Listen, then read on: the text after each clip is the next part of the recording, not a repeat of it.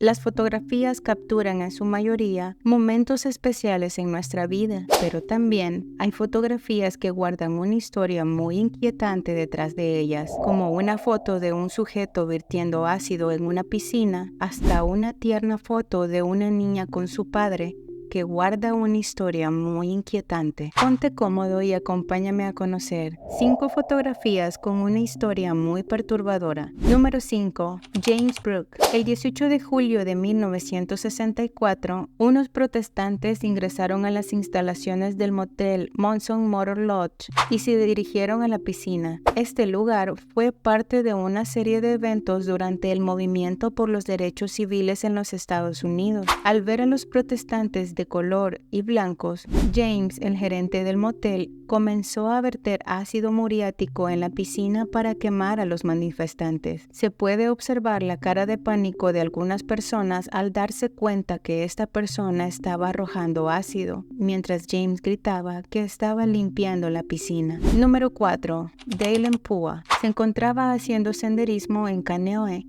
en el este de Oahu. Deseaba visitar las escaleras Haiku, también conocidas como escaleras al cielo. Se componen de 3.922 escalones que recorren un sendero de montaña de 853 metros. Estos escalones fueron construidos durante la Segunda Guerra Mundial por la Marina de Estados Unidos y han estado oficialmente cerrados al público desde 1987. El paso a este lugar es prohibido, pero esto no impidió que Daylen visitara ese lugar. El 27 de febrero, Daylen se dirigió a las escaleras Haiku. El recorrido lo haría él solo. Daylen comenzó a compartir algunas imágenes con sus amigos mientras hacía el recorrido. De repente, Daylen dejó de compartir fotografías con sus amigos y ellos comenzaron a preocuparse. Su última ubicación, según las fotografías que les había compartido, eran las escaleras. Sus amigos decidieron avisar a la policía sobre esto.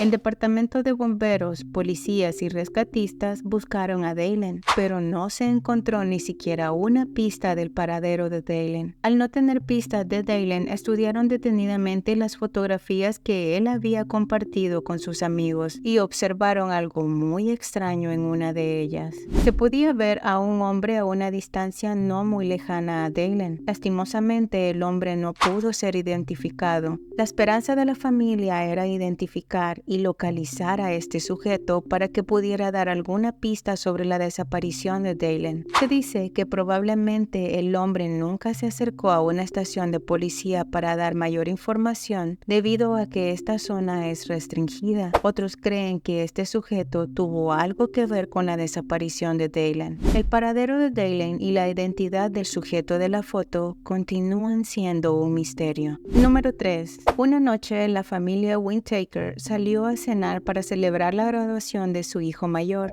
Bart, y quisieron capturar el momento con esta fotografía. El padre de Bart comenta que, al regresar a casa, recuerda que su otro hijo, Kevin, entró a casa y su esposa estaba detrás de él. Luego vio a una persona enmascarada a unos metros de él. Esa persona le disparó en el pecho y cayó al suelo. Luego escuchó más disparos y se dio cuenta que le habían disparado a su hijo Bart. 2 helicópteros trasladaron a Kent y su esposa a una clínica desde su casa en Sugarland, al suroeste de Houston, mientras que Bart fue llevado en una ambulancia a un hospital. Kevin murió casi de inmediato. La policía comenzó a investigar el tiroteo ocurrido en diciembre de 2003 bajo el móvil de robo, pero pronto descubrieron pistas que apuntaban hacia Bart. Además de que la escena del crimen no tenía aspecto de un verdadero robo, supieron que el joven de ese entonces 23 años de edad ni siquiera estaba inscrito en la universidad y no se había graduado. Cuando Kent se enteró de que su hijo era el principal sospechoso de haber encargado el crimen, no quiso creerlo. Kent vivió en la misma casa donde ocurrieron los asesinatos junto a su hijo Bart durante los 7 meses siguientes al suceso. Bart fue sentenciado en marzo de 2007 por haber encargado el asesinato de su padre, madre y su hermano menor Kevin. para quedarse con la herencia familiar de más de $1 millón. Número 2. Tyler Hadley. Este chico convocó a sus amigos a una fiesta en su casa a través de Facebook, a la cual asistieron alrededor de 60 personas. Durante la fiesta, Tyler decidió tomarse una fotografía con uno de sus amigos para capturar el buen momento que estaba pasando, pero esta fotografía sería recordada por muchos por algo aterrador. Esa fotografía fue tomada horas después de que Tyler asesinó a sus padres con un martillo. Tyler había dado múltiples señales de que los asesinatos estaban entre sus planes. Incluso más de una vez sugirió expresamente a sus amigos que lo haría, pero nadie le creyó. Aun cuando ya había cometido el delito y lo comentó, nadie creía que fuese cierto. Recién confiaron en que sus amenazas eran verdaderas. Una persona llamó a la policía para darles a conocer lo acontecido. Más tarde, la policía llegó a casa de Tyler. Al ingresar a su casa, los policías encontraron los cuerpos de los padres de Tyler ensangrentados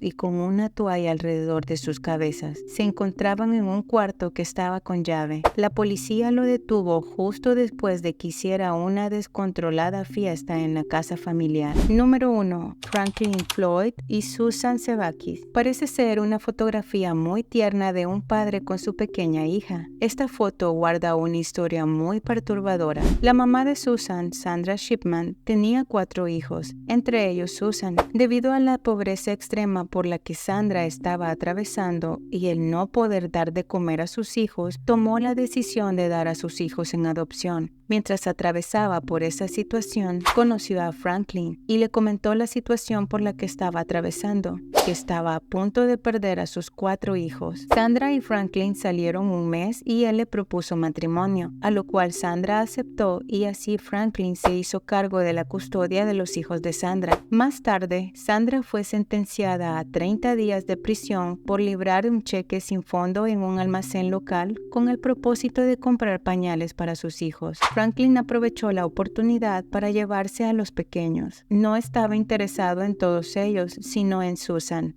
que en ese momento solo tenía 5 años. Al salir de la cárcel y enterarse que Franklin había robado a sus hijos, Sandra lo denunció, pero debido a que él era su padrastro y se había hecho cargo de la custodia de los niños, no quisieron ayudarla. Franklin le cambió la identidad a Susan, que pasó todas las escuelas primarias y secundarias en el estado de Georgia con el nombre de Sharon Marshall. Franklin la sometió a violaciones continuas. Él era el señor Marshall, o sea que se hacía pasar por padre de Susan. Franklin tenía un plan para Susan. Él sería su padre, pero también haría vida matrimonial con ella. Primero la inscribió en un colegio para que realizara sus estudios primarios y secundarios. Se las arregló para que en sus papeles figurara con el nombre de Sharon Marshall. El deseo de Susan era continuar sus estudios superiores. Había ganado una beca completa en el Instituto de Tecnología de Georgia para estudiar ingeniería aeroespacial, pero los planes de Franklin eran otros. Él decidió llevarse a Susan a Florida. Cuando llegaron a Tampa, Franklin ya tenía en mente lo que iba a hacer. Le cambió el nombre otra vez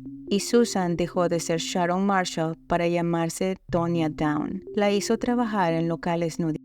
También él se cambió su nombre por el de Clarence Marcus Hughes. La razón de no compartir el apellido era muy sencilla. Apenas establecidos, llevó a Susan, que fue Sharon y ahora Tonya, al registro civil y se casó con ella. En 1988 tuvo a su bebé Michael, cuyo apellido fue Hughes. Franklin no era su padre. Se ha dicho en el curso de la investigación del caso Sevakis que ella tuvo, además, una niña que llamó Megan, que fue dada en adopción al poco tiempo de nacer. Pasado un tiempo, le contó a una de sus amigas que descubrió que Franklin había contratado un seguro de vida a su nombre por una alta cantidad de dinero. Susan tenía pensado fugarse con Kevin Brown, un estudiante universitario con quien tenía una relación secreta, y se llevaría a su hijo Michael, pero sus planes se quedaron frustrados. Un día, mientras Susan salía de un almacén y se dirigía a un motel, la arrollaron por detrás. No hubo rastro alguno que permitiera identificar al automóvil que la atropelló, y mucho menos a su conductor. Franklin aseguró que se había quedado dormido y que no se había dado cuenta de que no había regresado hasta la mañana siguiente. Lamentablemente nunca se supo quién atropelló a Susan y no fue hasta su muerte que se descubrió el infierno por el cual su padrastro la hizo pasar. Estas, así como muchas otras fotografías, guardan una historia muy triste y perturbadora. Me gustaría saber tu opinión en los comentarios, cuál de ellas consideras es la más perturbadora, y si conoces otras fotografías con historias perturbadoras, házmelo saber, me encantará leerte. Si quieres conocer fotografías extrañas que no tienen explicación, te recomiendo ver este video, te sorprenderán todas ellas. Nos vemos en ese video, bye.